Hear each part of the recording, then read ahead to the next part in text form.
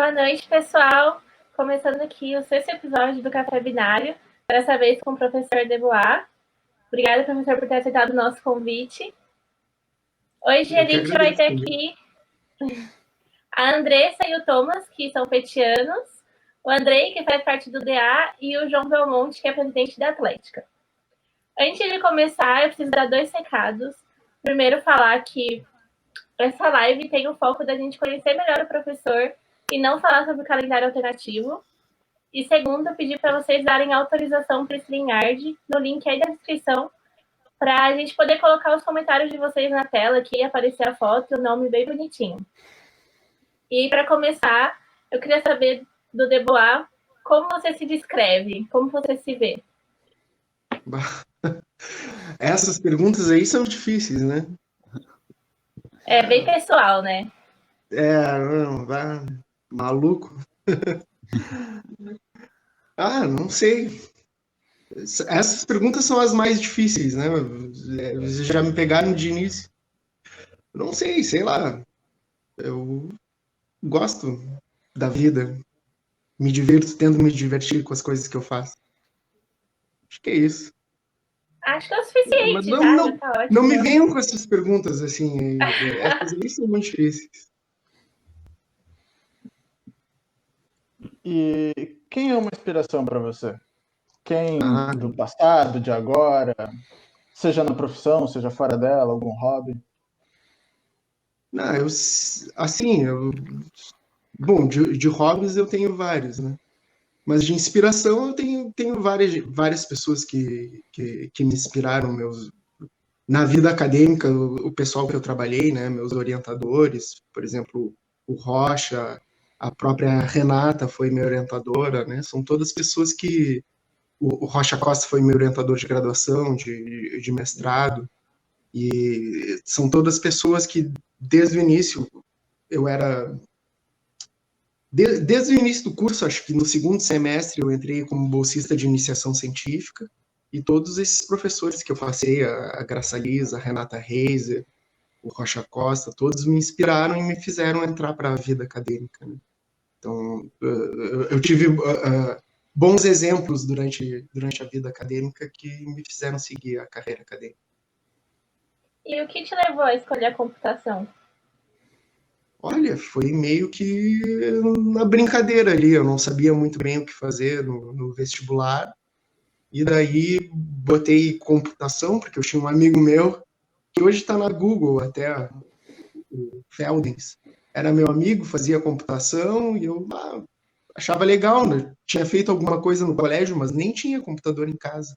Isso aí entrei para a graduação em ciência da computação em 95, e aí marquei lá a ciência da computação e desde o primeiro semestre me apaixonei pelo curso. Me apaixonei mesmo, adorava tudo. Estudava com gosto as coisas, sabe? E daí entrei também para iniciação científica e estou aí até hoje. Onde é que tu fez a tua graduação e durante esse teu percurso aí de graduando, teve alguma dificuldade? Eu fiz na Católica de Pelotas, no curso de Ciência da Computação, entrei em 95 e saí em 98. Olha, na verdade, para ser bem sincero, eu me diverti bastante no curso de Ciência da Computação. Eu gostava de todas as cadeiras. Eu estudava com gosto, né? Estudava com gosto. Mas tem que estudar, né? E tem que gostar. Mas eu acho que tu curtindo, né, as coisas que tu tá fazendo, é muito mais fácil. Mesmo assim é difícil, né? É uma coisa que eu falo muito também na pós-graduação. Quer dizer, é uma coisa difícil, né? Exige bastante do cara, né, em termos de estudo. Mas se tu tá escolhendo um tópico ou se tu tá fazendo um curso que tu gosta, é tudo mais fácil, né? Obviamente, mesmo assim, exige esforço. Mas quando tu gosta do que tu tá fazendo, é legal. Não tem erro.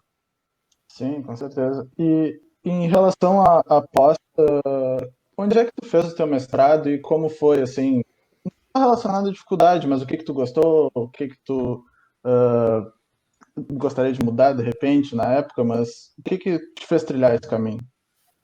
Bom, daí, como eu falei para vocês, já desde o do segundo semestre lá da faculdade, eu já entrei na iniciação científica e nunca mais saí. Daí, quando terminou a graduação ali, eu fui fazer mestrado na URGS, né? Entrei em 99 lá para o mestrado da URGS. Até tem aquela história lá que o professor Marilton contou do show do Raimundos, então foi nessa época, o Marilton já estava por lá. E daí eu também fui lá bem feliz para ir em todos os shows que tem em Porto Alegre. E o mestrado, a pós-graduação, né, mestrado, doutorado, tem isso, né? Uma vez que tu entra na pós-graduação e tu tá num tópico que tu curte mesmo, né? Num tópico que tu acha legal, que tu tem interesse. E esse é o segredo da coisa toda, né? Porque daí tu vai ter que ler um artigo científico lá que vai te ajudar no teu trabalho. Bom, tu vai ler, tu tem que ter esse prazer, né? Pô, eu quero entender essas coisas, eu quero ver o que está acontecendo, eu tenho curiosidade de ver, pô, esse artigo aqui, ele tem tudo a ver com o que eu estou fazendo, como é que eles resolveram esse problema? Então, tu tem que ter essa curiosidade, né? Isso porque já é difícil, tu vai ter que ler bastante, vai ter que escrever bastante, vai ter que juntar as ideias, programar.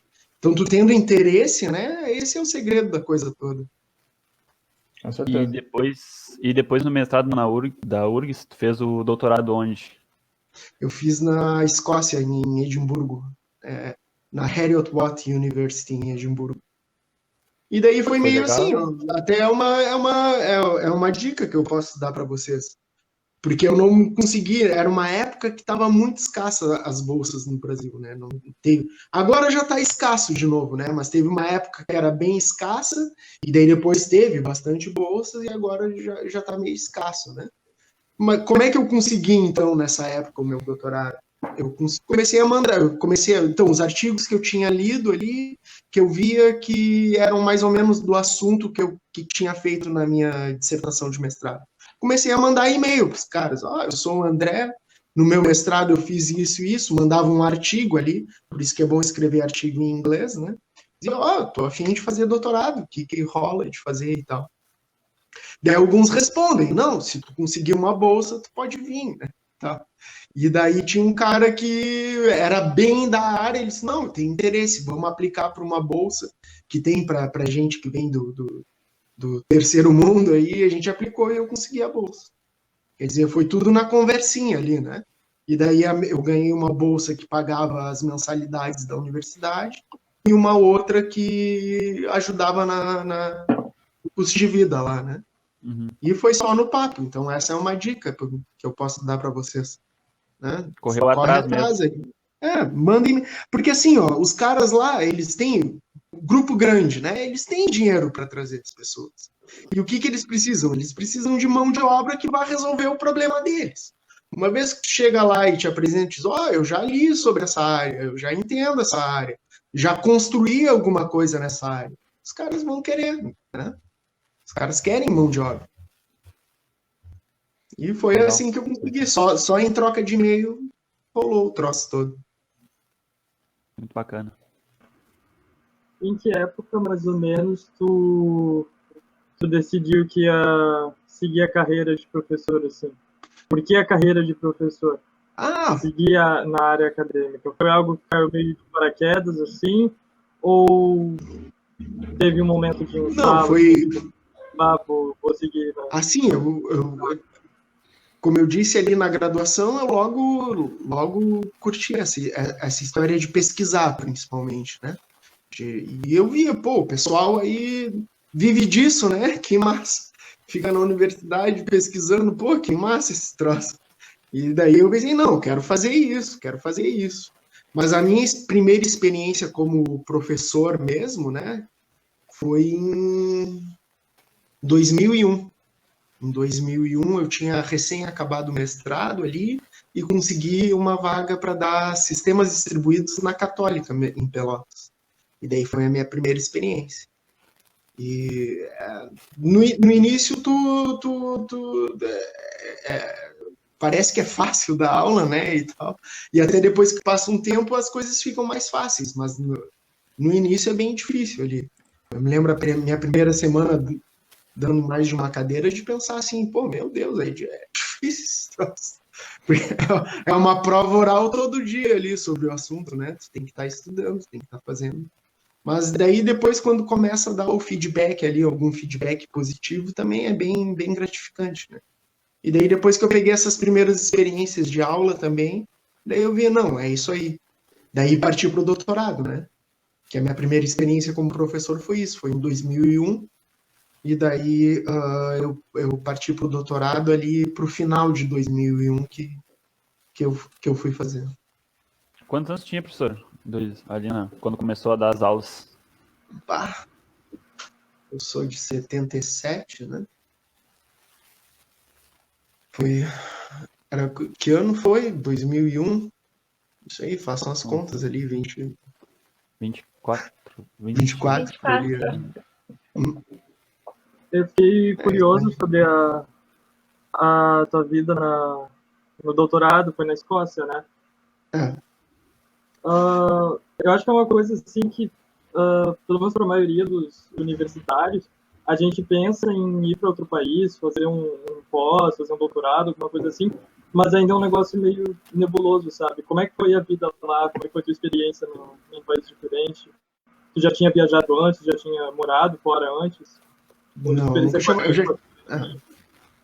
durante o mestrado eu tive oportunidade de publicar alguns artigos fora e conseguir viajar para alguns lugares, né?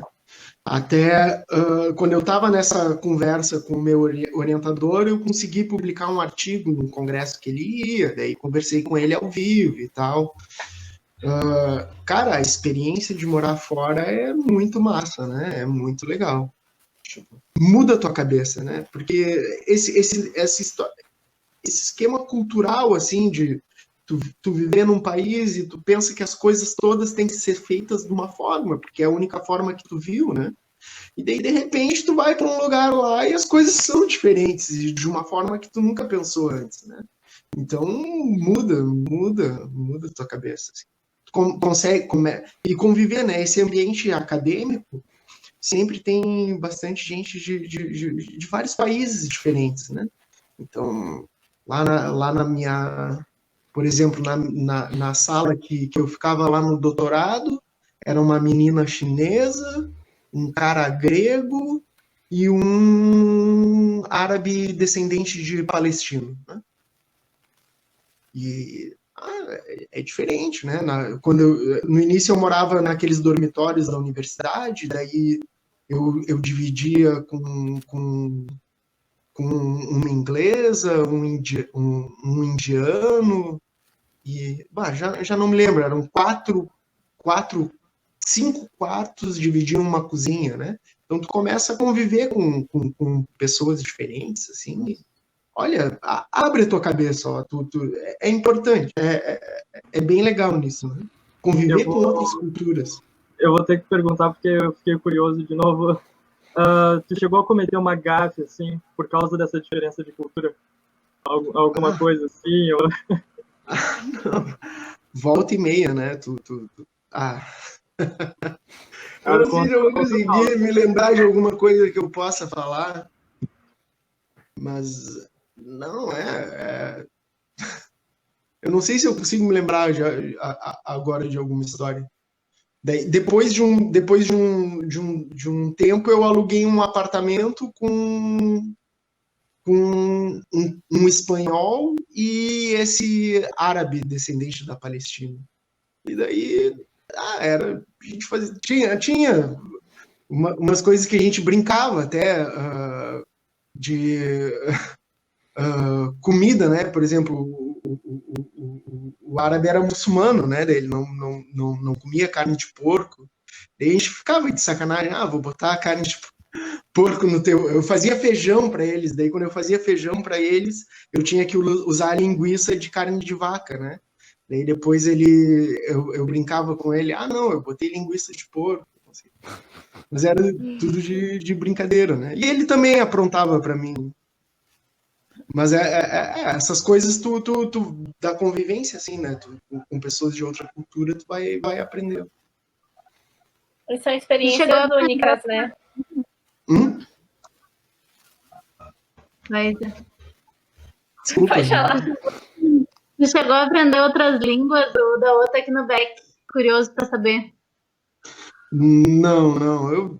A gente aprendia palavras, né? Ou pequenas frases ali. Agora eu já nem vou me lembrar nada. O ni hao ali para chinesa, né? Aprendi bastante palavrão em grego, né? Eu andava bastante com os gregos, sabia todos os palavrão em grego. Eu acho que é importante, eu já sabia, então. Tem que chamar os gregos de malaca.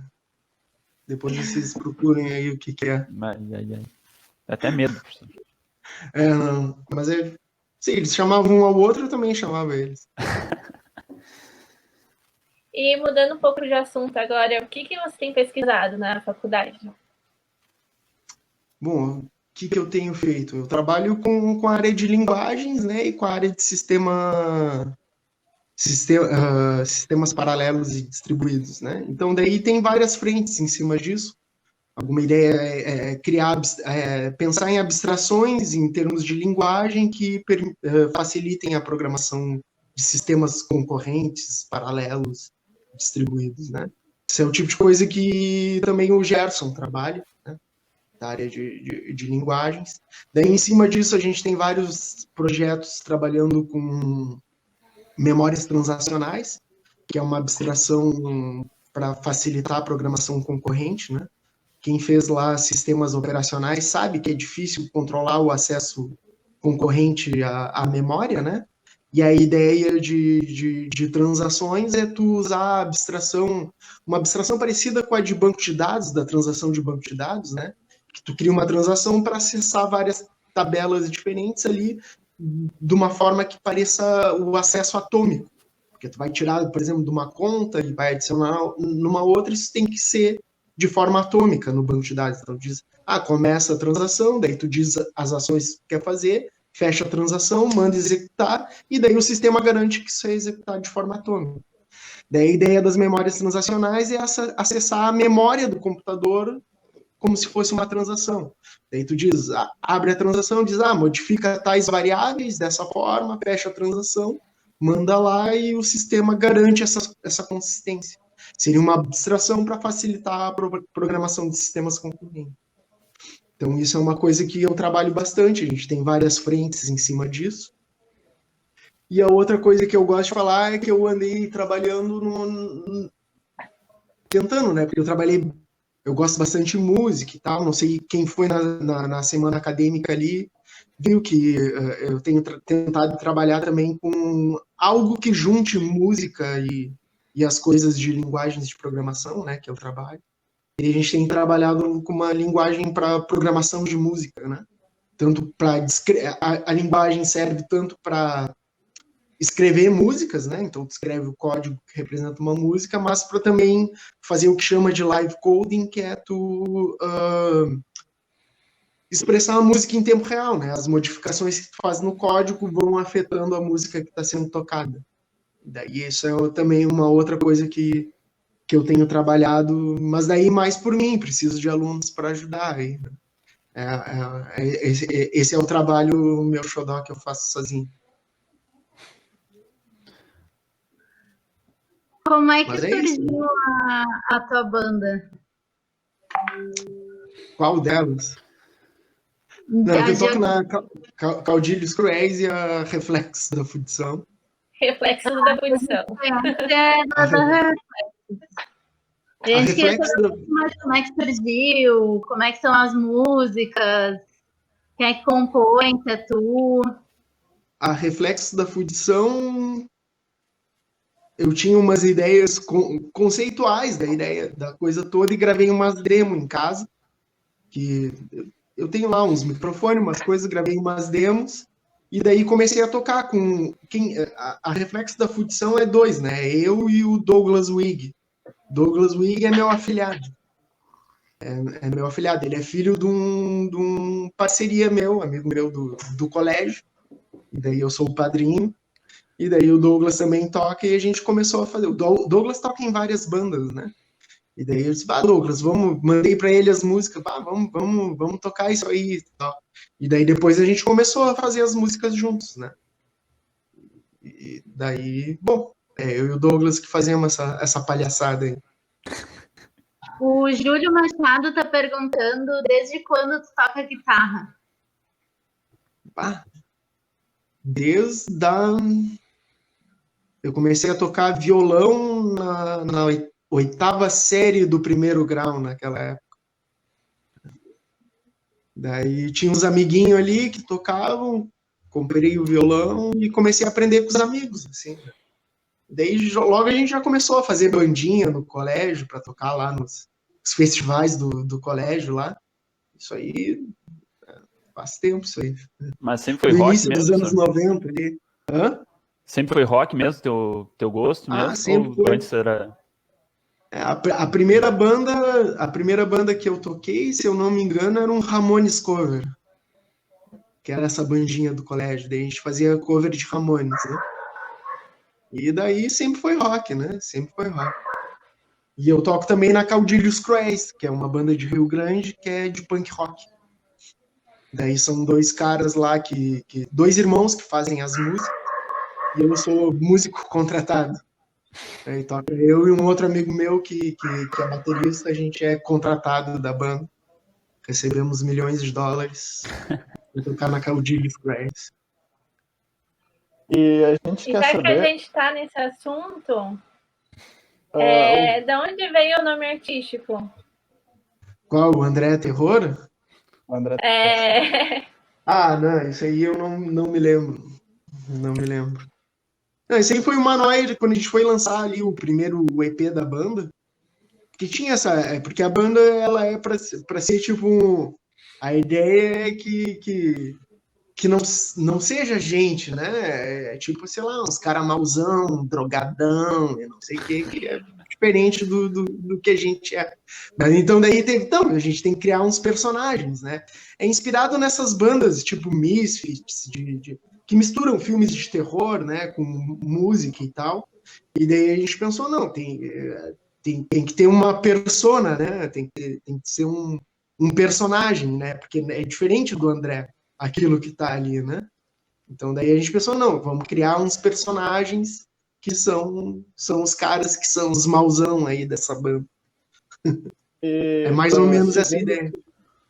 Nessa linha, das bandas em si, qual que é a tua música favorita, assim, e o que tu tem mais ouvido ultimamente? Qual que é a tua banda favorita? O que tu ouve mais nessa quarentena aí?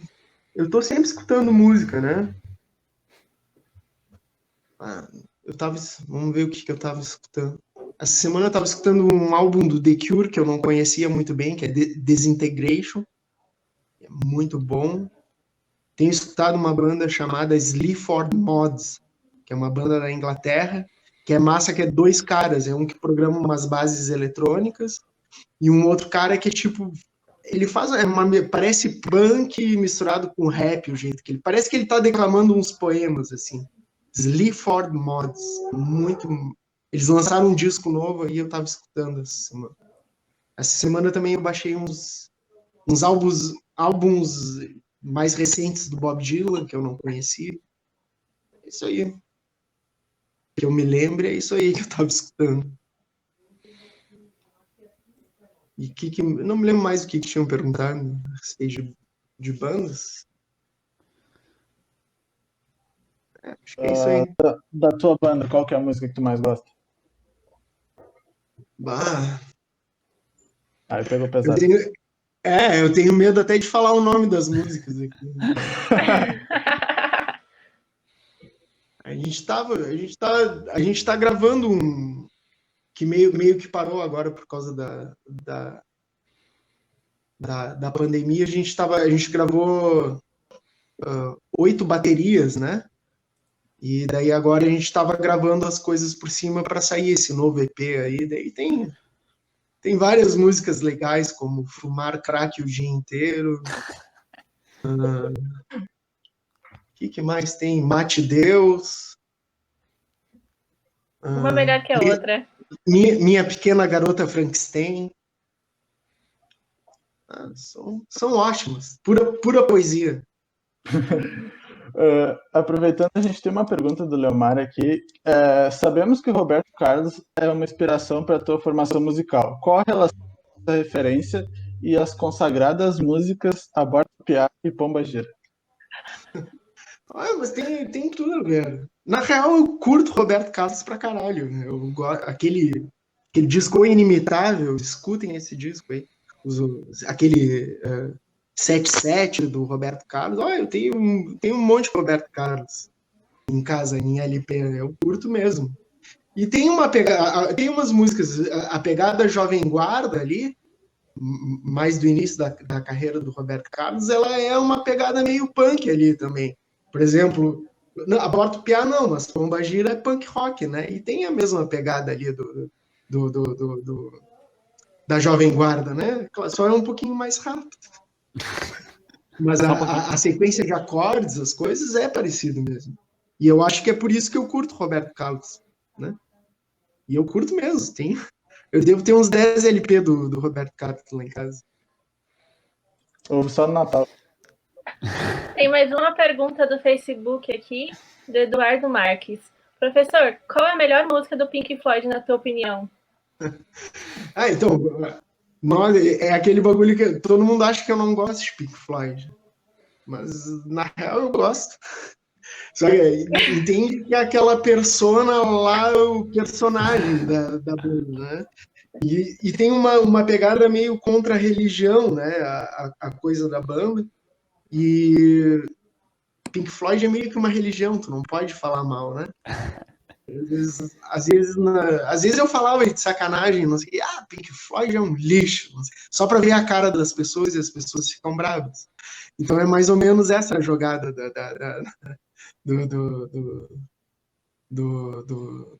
né, de falar mal de Pink Floyd. Eu não sou contra Pink Floyd. Eu gosto do Dark Side of the Moon. Money, pode ser? Só pela persona mesmo. Não, é mais para incomodar mesmo, né? É o tipo de coisa que a gente bota na música ali para que é isso? É meio que para incomodar, né? É para incomodar mesmo. Tem pergunta do Facebook, é da Júlia Junqueira. Ela pediu para tu recomendar uma playlist do Spotify pra gente. Na real, só para dizer, o Deezer vem de graça no meu telefone, então eu só uso o Deezer. Mas eu não... Na real, eu uso muito o esquema todo para pegar disco mesmo, mano. Eu sou muito de escutar disco do início ao fim. Eu não... né? Então daí eu vou pesquisando, tal banda, vou escutar a discografia, daí eu boto, principalmente no carro, né? Então eu não faço muita playlist, o meu esquema é escutar disco do início ao fim. Daí eu aguento, do início ao fim, boto lá na primeira música. E eu acho que é até uma coisa da noia do LP, né? Eu curto muito LP, coleciono LP. E também, né, aquele esquema, tu bota o disco e escuta pelo menos um lado, né? Então eu não tenho não sou muito fã de playlist. Não tem ansiedade para trocar de música? Não, eu me acostumei a fazer isso, né? De escutar os discos do início ao fim. E eu curto muito esse esquema da discografia, né? Daí eu escuto pego uma banda que eu gosto. Não escutei esses discos. Então daí eu gosto de escutar do início ao fim. É mais fácil fazer no carro, né? Sim, mas aí agora também o cara não tem pego muito carro também, né? Com esse esquema de pandemia. Sim. Mas eu curto escutar o disco do início ao fim. Bom, professor, até peguei uma playlist agora de bandas punks feministas que eu tava escutando. É bem legal, até posso compartilhar aí depois. Botar nos comentários ali, acho que o pessoal vai curtir. Uhum. E entrando nesse assunto de persona e personagens, o professor Ricardo tinha perguntado antes, top 3 filmes zumbis que tu acha? Não, mas aí então, filme de zumbi é os do Romero, né? Os clássicos lá. O Noite dos Mortos-Vivos, o Night of the Living Dead, Dawn of the Dead e o Day of the Dead. Esses aí são os 3 clássicos. Não tem erro. O segundo filme, o primeiro, na verdade, o primeiro e o segundo são muito bons, né? O Noite dos Mortos Vivos é preto e branco ainda, é massa. E o Dia dos Mortos, o segundo, ele é bem legal, tem umas coisas diferentes. Tem uma crítica social ali dos zumbis no shopping center. Claro, é um filme antigo, né? Mas é legal, a ideia toda é legal. Sim. Esses aí são os clássicos, né? Quem curte zumbi tem que assistir esses três.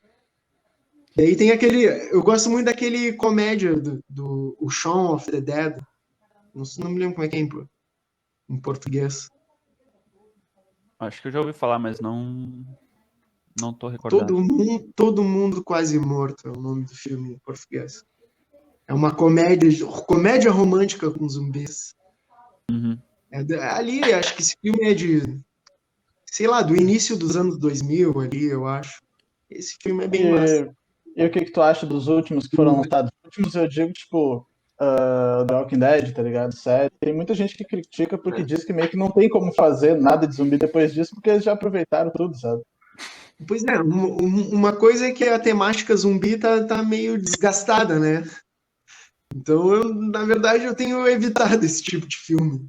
Acho que o último que eu assisti foi aquele Zumbilândia ali. O Walking Dead eu não assisti. Assisti alguns episódios. Eu não sou um grande fã de série, para ser bem sincero.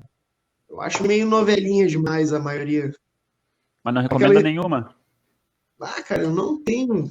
Eu assisto série, mais essas séries de documentário. Sim. Né? É mais o que eu assisto. Eu estava assistindo agora uma, acho que é da Globoplay, que é de um psiquiatra lá. Não sei se alguém sabe o que é essa série, que eu não me lembro o nome. Mas eu não sou muito de série, não. E nem um livro? Um livro, um filme que tu recomende pro pessoal? Livro eu leio bastante. Tenho lido bastante na pandemia aí. Agora, para recomendar, assim, esse ano que eu me lembre, eu li um livro muito bom que eu li, que eu não tinha lido ainda, que eu li agora, é aquele Capitães de Areia, do Jorge Amado. Não sei se vocês já ouviram falar. Pô, esse livro é muito massa. Eu tô lendo agora, nesse momento, um que chama Turn of the Screw. É uma história de terror escrita em... final de 1890 e tantos. É uma história clássica de terror. É de domínio público, né? Daí eu baixo ali no Kindle. E, pô, bem legal. Não sei mais o que eu tenho para recomendar de literatura. Mas eu curto bastante literatura. Então, eu sempre tô lendo romance, coisa do tipo. Gosto mesmo. Por diversão. Dublagem. Eu costumava muito ler no almoço lá no RU. Agora acabou essa. A gente ficou sabendo que tu faz cerveja? Tô meio parado com essa história aí da pandemia, mas a gente fazia até curso, né, de cerveja artesanal. Podia rolar uma edição quando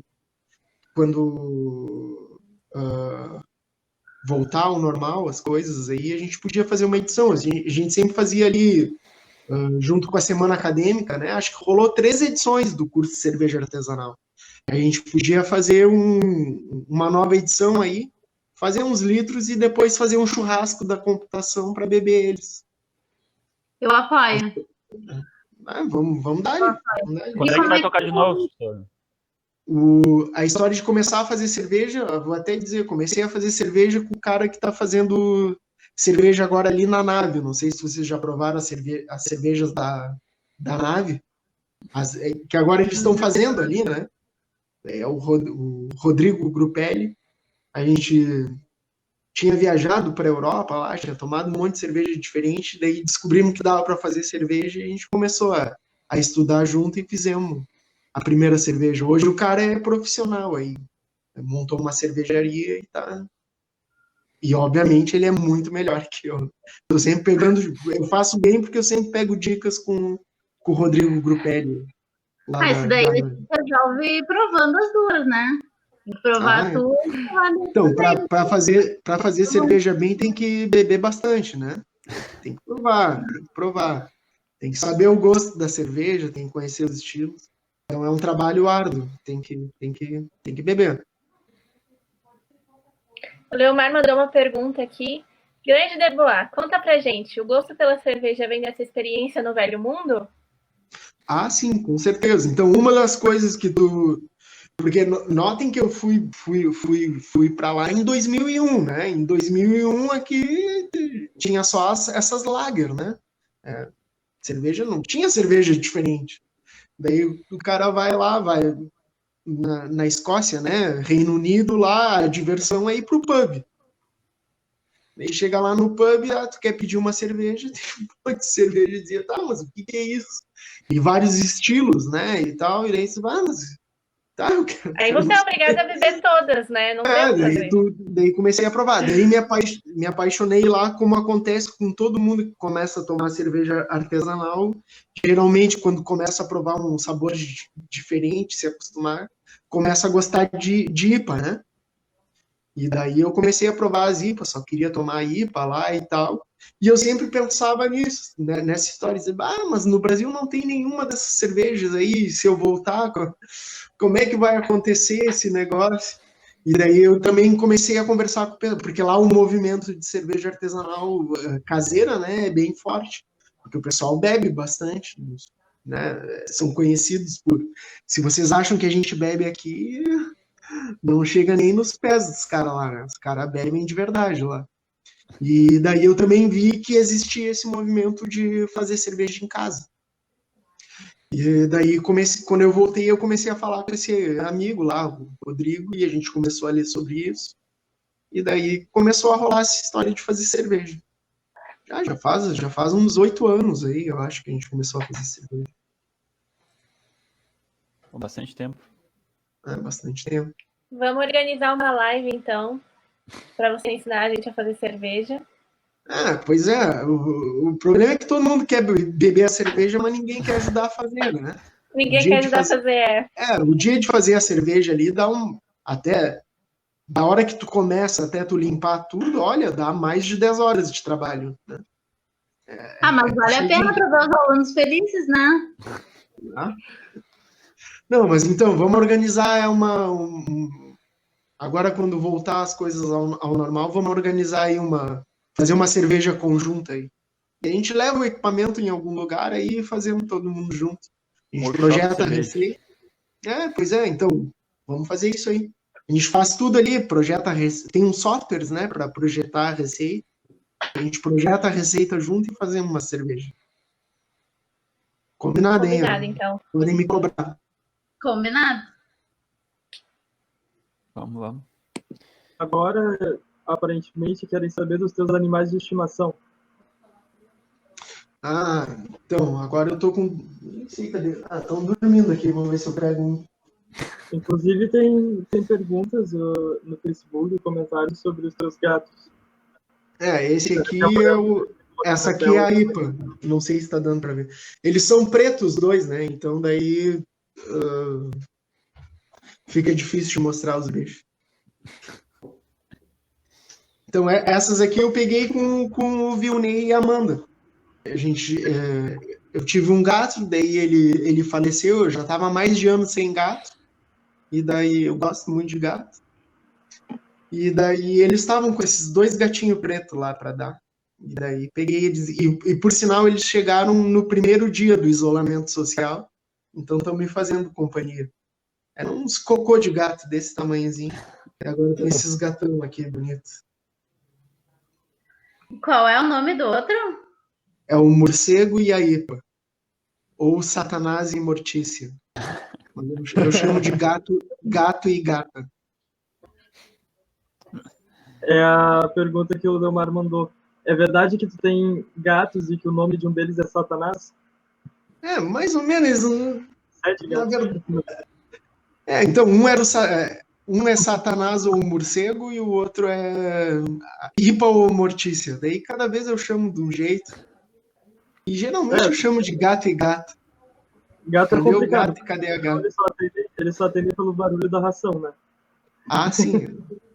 Eles estavam aqui, eu tava separando umas coisas para fazer comida e eu tava aqui, eles já estavam subindo ali. São os diabos.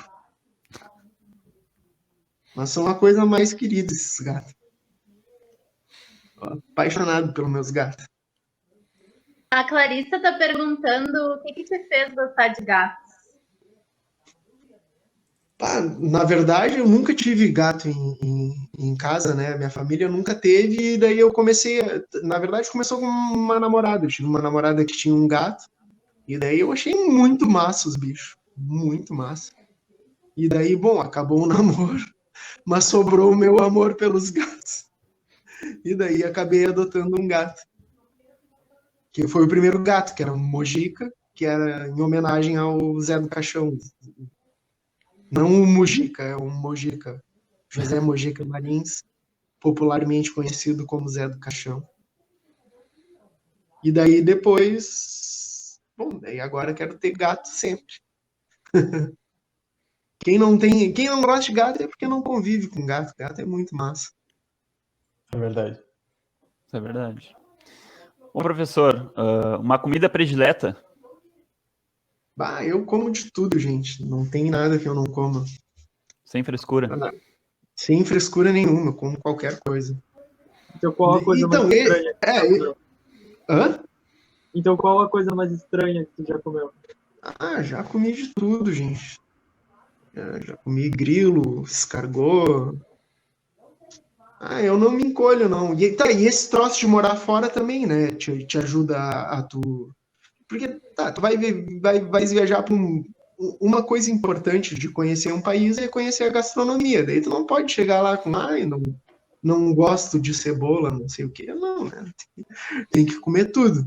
E daí isso é uma coisa que eu botei, é uma regra que eu botei na minha vida. Eu sempre como o que me servem, eu nunca digo não, o que tem. Então eu me obrigo a comer coisas que, porque lá, eu não vou dizer que eu gosto de tudo, mas é importante tu comer de tudo. Então eu nunca recuso nada, provo tudo mesmo. Tem coisas que eu gosto mais, gosto menos, mas eu me obrigo a comer as coisas que eu não gosto tanto, até para não, né? Eu acho isso uma coisa importante.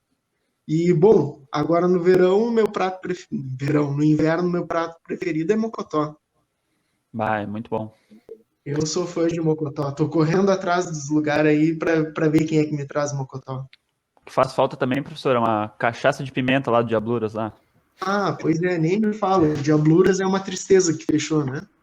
Fechou? Que era um lugar que... na verdade, trocou o dono de Diabluras. Então, o Diabluras para quem não conhece, é um bar aí que era o nosso CBGB aqui, que aceitava todas as bandas underground e também as bandas que vinham de fora, né? Eles recebiam bastante gente fora. Só que o dono o cara que estava na época, o Gangrena, ele... Alô? Eu acho que travou. Ele só pegou o bar, mas... Voltamos? Agora Acho que tá voltando. Tá Voltou. voltando. E daí que eu saiba, eu acho que outra pessoa pegou o bar, mas é outra proposta, né? Não é a mesma proposta de festas alternativas, assim, e tal. Mas lá era muito legal, né? O público era legal, a cachaça curtida na pimenta. Até o Júlio que comentou aí, ó, o Júlio passou mal com aquela cachaça ali. Eu vi ele chorar. Tem um caos aí, então, eu tô sentindo, hein? Ai. Não. Tá, antes, só deixa eu dar uma dica. Eu não sei se tá funcionando agora ou se eles estão entregando, mas quem tava vendendo o mocotó era o Boteco do Cruz. Aí em Pelotas. Boteco do Cruz vendia mocotó. Ah, não, bom saber. Eu sempre eu tenho um mocotó muito bom ali que eu peguei até semana passada, como é que é? Tem um nome bizarro. Não vou me lembrar do restaurante agora. Professor, e dessas idas ao Diabluras aí, o Eduardo Amaro, da Rosa, perguntou aqui no Facebook, quando vai pagar uma polar de novo pros guri? Não. Não, uma coisa que me emocionava muito era ver o pessoal da computação lá, quando rolava as festinhas. Quem aparecia, eu ficava tão feliz que eu saía pagando cerveja lá. Só quem teve essa oportunidade aí. Foi uma época, né? Esses bares legais aí é ruim que eles sempre ficam numa época, assim, eles sempre abrem, rolam as coisas e daí fecha, e tu fica na lembrança legal ali do lugar. Esses bares alternativos, assim, né? Infelizmente, eles nunca duram para sempre. Pois é, o pessoal. Porque é sempre o mesmo pessoal que vai, né? Tipo, toda vez que eu fui era sempre o mesmo pessoal. Mas o pessoal ia, pelo menos. E tem público, né? O problema é que sempre, sei lá o que acontece, mas nunca, os bares legais nunca duram. Tem que aproveitar enquanto eles existem. E eu sinto baita saudade lá do Diabluras, porque a gente ia lá, eu toquei com todas as bandas lá várias vezes e ia também muito para ver as bandas das outras pessoas lá. Eram sempre festas legais, o pessoal que trabalhava lá era todo mundo gente boa. E, bom, quando tiver show da Reflexo da Fundição aí, vocês apareçam e eu pago cerveja para todo mundo. Ó. Ó. Gravada. Falando, seguindo o que tu disse, que tinha várias bandas que se apresentavam lá e que eles abraçavam mais essas bandas um pouco undergrounds, o Júlio Machado perguntou no Facebook disse pra tu recomendar 5 bandas que sejam mais undergrounds, assim, que tu curte. E que tu acha que o pessoal ia curtir também. Daqui? Pode ser, Bom, pode ser daqui. O Júlio quer propaganda da banda dele, né? O Laboratório Suicida. Mas é uma propaganda que eu faço com gosto. É uma banda do caralho mesmo. Baita banda. Quem não escutou Laboratório Suicida daí de Pelotas, né? Tem que escutar. É uma baita banda. Essas perguntas, assim, de lembrar das coisas na hora, eu fico nervoso. Tem várias bandas legais aí em Pelotas, né? Pelotas e Rio Grande, né? Tem várias bandas. É legal que o pessoal procure as bandas e escute, né, os sons locais. Tem vários músicos muito bons que tem as bandas aí e tal, e vale a pena dar uma procurada.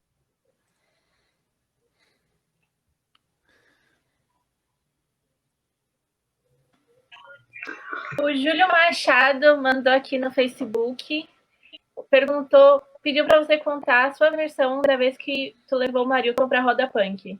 Ai. Mas eu acho que foi bem real aquela história, foi mais ou menos isso.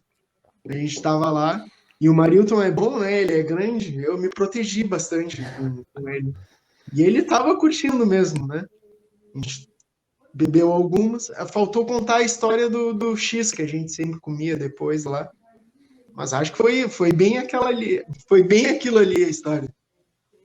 E me diverti muito vendo, principalmente o vídeo que fizeram, né? Ficou muito legal. O curtinho aquele lá. A gente quer saber de um outro caso que mandaram para nós aqui, uma imagem, não sei se a Raquel consegue colocar na tela para a gente olhar. A Letícia a Letícia Sampaio que mandou para nós. Ai. Cadê a foto? Coloca na tela, produção.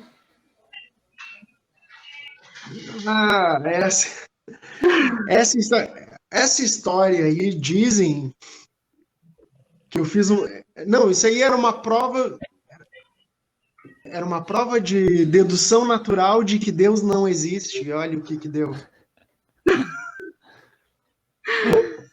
Na verdade, olha, eu acho que isso aí, vou até dizer isso, é culpa da Luciana Foss, porque eu acho que eu estava formalizando um argumento dela, que a conclusão final era que Deus não... Eu dava, para quem não sabe, eu dava disciplina de lógica, né? Faz agora um tempo que eu não tenho dado. E era uma formalização de um argumento, né? Que a conclusão era que Deus não existe. E dizem que quando a gente terminou terminou essa formalização, aí a porta bateu e quebrou. Isso aí são lendas que contam, é tudo mentira. Mas ou era uma prova de dedução natural que Deus não existe, ou era uma formalização de uma argumentação. Ó, tá aí, ó. Depois ficam tirando onda aí que Deus não existe, ó, tá aí a prova. Mas aconteceu, bateu a porta e quebrou bem na hora. Ai. Agora uma pergunta do Alan Roseto. E aí, Debois, qual a situação mais estranha, atípica, esquisita que aconteceu em sala de aula ao longo da tua trajetória como docente? Ah, não. Então, essas perguntas assim de puxada na memória, às vezes é difícil. Não, então, essa história aí todo mundo conta, né? Essa história da prova de que Deus não existe, que quebrou. Tem as coisas engraçadas que acontecem no início do semestre, né? Da pessoa entrar, assistir metade da tua aula e sei lá, da enfermagem. Essas são sempre legais. Na verdade, tem pergunta. Volta e meia vem com uma historinha aí, dizem que foi comigo, mas é tudo mentira. Tem umas lendas aí que não é verdade. Tudo lenda urbana. É, tudo lenda urbana aí. As pessoas. Eu tô ficando velho, não dá pra puxar as coisas da memória. A gente estava comentando antes sobre música e tal, e o que tem mais ocupado o teu tempo agora? É ouvir música? O que você tem feito? A gente tem. Bom, tirando o trabalho, né? Tirando a vida real, eu tô. Dessas minhas brincadeiras aí, eu tô mixando o disco do Caudilhos Cruéis, o novo. Antes da pandemia, a gente gravou todo o disco. São 12 músicas. E é o quarto disco da Caudilhos Cruéis. E daí, como eu tenho tudo já no computador ali, né? Então, nos tempos vagos aí, ou eu tô lendo algum livro de literatura, ou eu tô mixando esse disco. E no trabalho a gente tem trabalhado bastante. Aí a gente está reformulando o currículo de vocês, né? Tanto da ciência quanto da engenharia. Então a gente está trabalhando em reformular todo o currículo. Teve essa organização aí do calendário novo, né? A parte da pós-graduação também não para, né? Tive alunos defendendo. Agora, né, na pandemia, eu participei de 9 bancas. Nossa. Então, as coisas estão... Parece que a gente está parado, mas a gente está fazendo bastante coisa. E daí na brincadeira aqui, estou mixando esse disco do Caudilhos Cruéis. Vamos ver se sai uma hora dessas. E o teu maior medo, professor?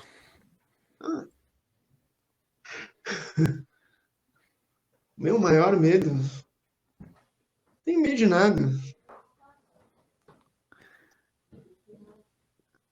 Gente, nessas perguntas aí eu não sou bom, gente. Bom, então, seguindo aqui a do o Marilton comentou no Facebook. Conta aquela do Satã que queria te pegar. Ué, que pegue, tô pronto pra ele.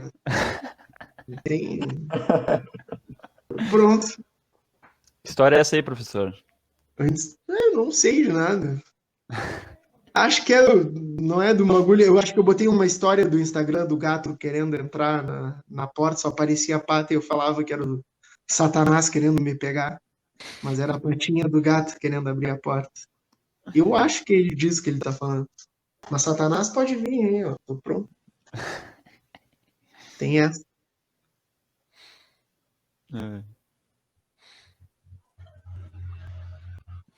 Tem uma do Júlio Machado agora. André, o nome João Góes diz algo? Então essa é uma história interessante. A gente estava na ERAD, a Escola Regional de Alto Desempenho, e daí foi um ônibus da UFPEL, E, bom, a gente estava andando na rua e passou um carro com umas pessoas gritaram para nós, a gente gritou e daí pararam o carro, desceram para brigar, não sei o quê, e daí contam que eu falei que o meu nome era João Góes. Mas teve uns que fugiram ali, pularam o muro e se esconderam, né? Quem era, Júlio? E daí, bom, daí era um monte de aluno e eu era o professor e eu tive que apaziguar ali. Não era nada, é tudo gente boa, parará, e daí ninguém apanhou.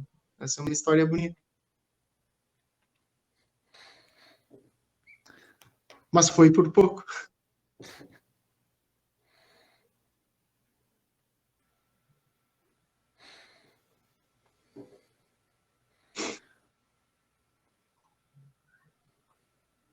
O Lucas Coutinho está perguntando o que seria punk industrial, professor?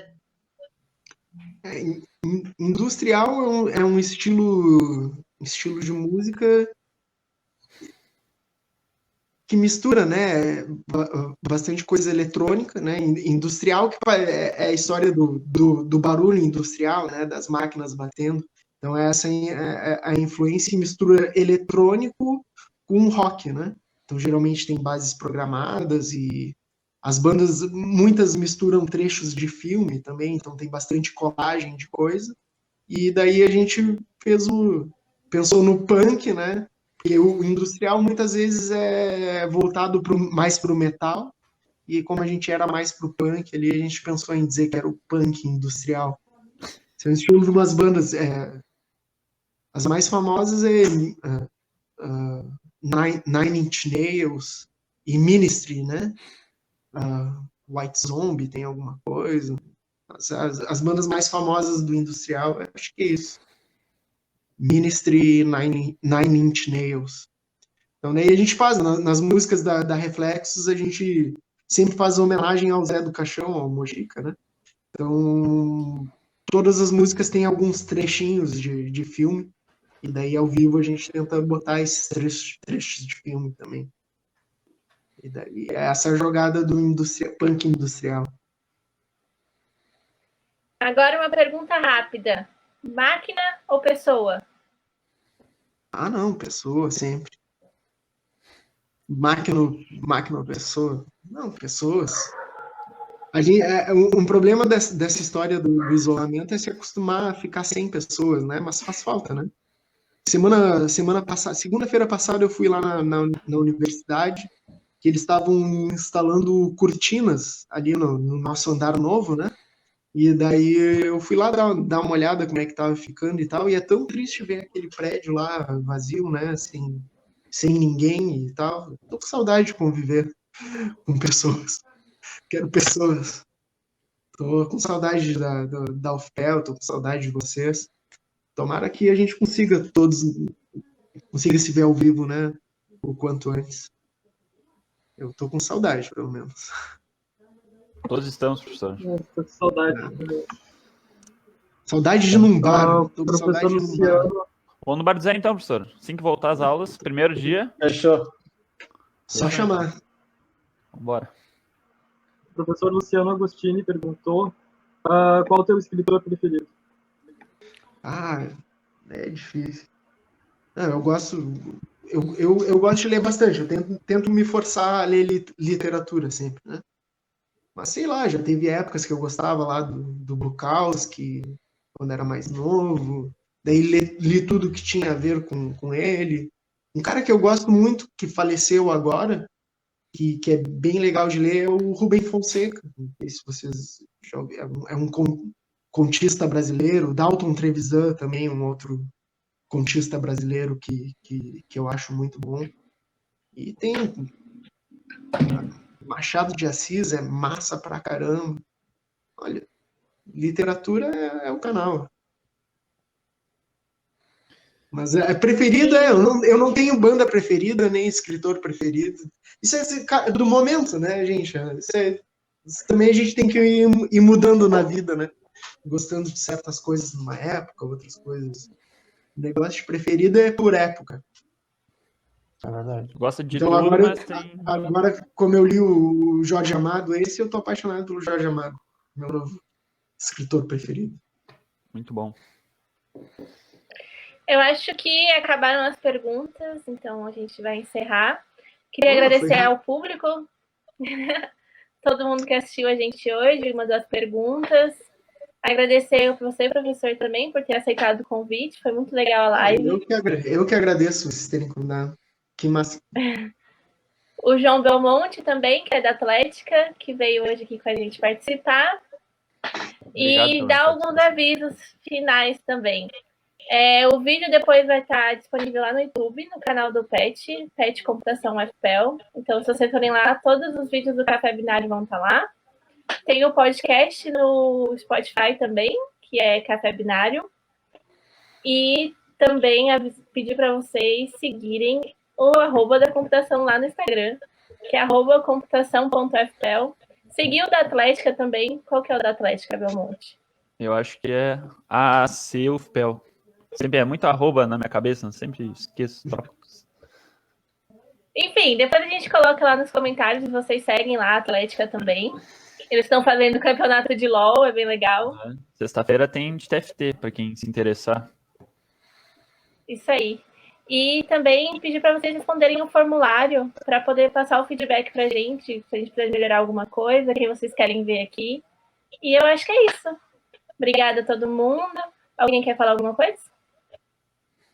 Queria agradecer o convite, foi muito divertido. Gostei mesmo. E se alguém que assiste, gosta e quiser participar, tá aqui.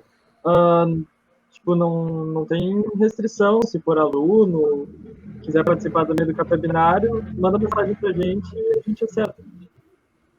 A gente fica sempre de olho em quem está participando e mandando pergunta para poder chamar para os próximos. Então, é isso.